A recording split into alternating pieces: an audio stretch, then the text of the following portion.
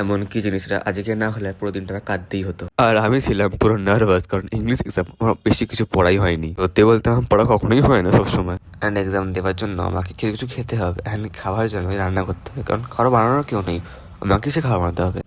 তো আগের দিন রুটি ছিল অ্যান্ড ডিম ছিল অ্যান্ড এগে থাকে 6 গ্রাম প্রোটিন। আমি তো জিম করেছি, আমি ভালো করেই জানবো।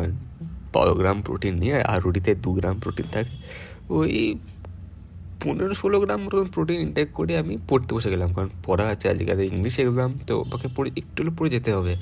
বাইরে আমার খাতায় কিছু লেখা নেই, তো আমি কম্পিউটার থেকে গুগল থেকে ChatGPT আছে, এটা আমার সঙ্গে দিয়েছে। আসলে মাথায় কি খ্যাঁচ উঠলো যে প্রি ওয়ার্কআউট খেয়ে যাই, তাতে অন্তত একটা কনফিডেন্স আসবে।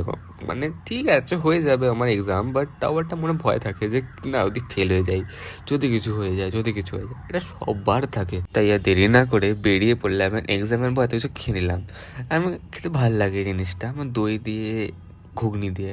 তারপর এক্সামে ঢুকে গেলাম, অ্যান্ড এক্সামে ঢোকার আগে এসব পাগলামো করে এক্সাম শেষ হওয়ার পর বিরিয়ানি খেতে গেলাম, কারণ বহুত খিদে পাচ্ছিলো। অ্যান্ড সেই টাইমটাতে ক্রেভিংসও ওঠে বহুত। অ্যান্ড খাওয়ার পর আমার পেটে বহুত ব্যথা করে, অ্যান্ড দেন চলে এসেছি, বহুত দৌড় লাগে বাড়িতে এসেছি আমি। এটা আমি জানি কি